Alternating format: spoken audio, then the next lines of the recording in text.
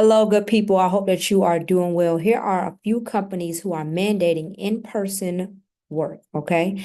And if you've been following me for a while, I talk about work from home jobs, remote roles that you can do.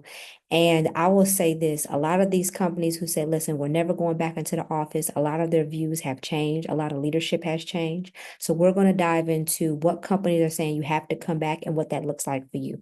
So I have to do the YouTube thing. Make sure you go ahead and subscribe to my channel because we are going to have some interesting content here, okay? So first, Amazon. Amazon is saying that employees have to come back 5 days into the week. And if you've been looking at the TikToks and the Instagrams, the Amazon employees, they are not happy. So CBS News reported that under the company's current mandate, Amazon workers have been reporting to their physical offices 3 days a week, although that will expire by the beginning of next year. So that'll be of 2025. While advocates of in-office work argue that showing up in person helps foster collaboration and feelings of connectedness. Now I'm going to tell you this. A lot of people who've been working from home, their lifestyle has changed, drastically. A lot of people have gotten healthier, their mental health has gotten better, but a lot of these companies are saying, listen, we want to make sure that the productivity is increasing. So I see it on both ends. But for people who have moved, let's just say your job was based in Texas and the company told you 2 years ago that we're never going back into the office. The next thing you know, they say, oh no, you have to come back, let's just say to California. That is really a life-changing decision that a lot of people have to make, especially when you are not just, single. So this is really affecting a lot. Amazon could be imposing, according to CBS News, the mandate to reduce headcount, as some employees may search for more flexible jobs and depart without having to lay off workers. So that is a conversation that I am seeing on TikTok. A lot of these companies are saying, you know what? So we don't have to lay off people, so we don't have to fire people. What we'll do is we'll just make everybody come back into the office. And if you looked at that article, you know that they've been coming in 3 days. So to make somebody come in 5 days a week, there are some people who they say, you know what, if they live out of state, I'm going to, do an Airbnb or I'm going to stay with a friend for those 3 days and then I'll come back. So they might do like a Monday through Wednesday and then Thursday through Sunday, they're back at their residence. But now things are also changing. Another company who is also doing something is Disney. So Disney mandates that employees work in the office 4 days a week, typically Monday through Thursday.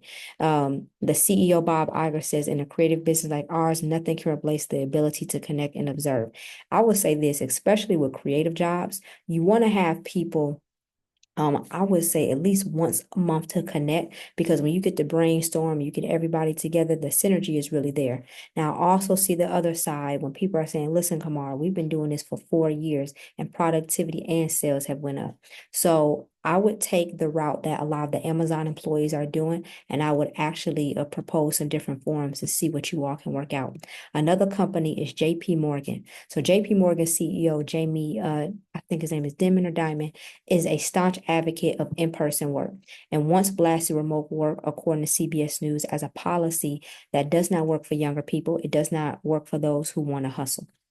So, I'm a career advisor. I've seen a lot of younger people, if you want to categorize that as, 30 and below or 35 and below, they're asking to be in person. A lot of them even say hybrid. So I think this next wave of how people are going to approach, like the work-life balance is what works for you and what you can negotiate with your employer. If you want to be in the office 3 days, okay, what does that look like? Is that your most collaborative days with other team members? Because who's on in the office on Friday? Really, who's in the office on Friday? Some people are, but a lot of people aren't. He was among the leaders to summon employees back to the workplace. And as of April 2023, workers have been reporting to JP Morgan at least 3 times a week. And this is the bank. I, you know, I would like some of my people to be at the bank at least 1 or 2 times a week. I don't want all my personal information on your home computer, on the laptop. That's my opinion. That's not saying y'all can't do it. That's just my thought, okay? Another one is Starbucks. So while the coffee giant new CEO, Brian Niccol, will commute to Starbucks' headquarters from Newport Beach, California.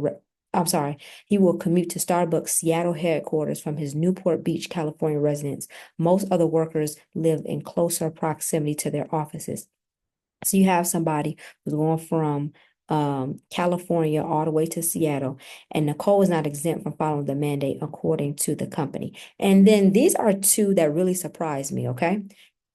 X and Zoom. The reason why is because they're tech companies. So even though you have people who can code, they can do whatever all online, they really want these people in the office. So according to this article from CBS, ex-owner Elon Musk has consistently opposed remote work, saying he believes workers are more productive when working from a corporate office. In 2022, he said ex-workers would be expected to report to the office on a full-time basis.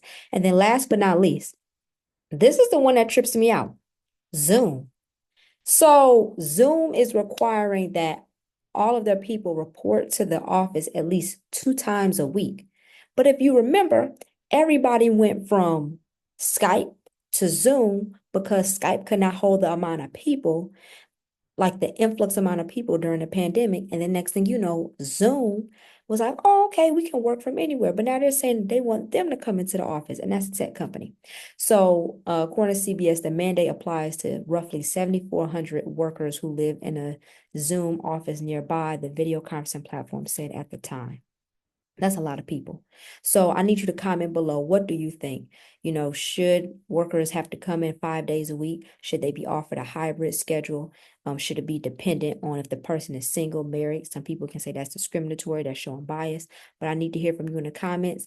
And I want to give you another tidbit. So a great way that you can prepare for the job that you desire, whether that's in person or remote, a lot of people, of course, they want to sway towards remote, is you need to have your resume and your LinkedIn prepared. So you can check out my other videos. But number one, your resume needs to be ATS style. You can download that in the caption below. And then number two, you need to make sure that your LinkedIn profile is updated. The about section, the headline, those kind of things really determine, what kind of job you get in this age, in this era. So if you have any more questions, please feel free to email me below, and I'll talk to you soon. Have a good one.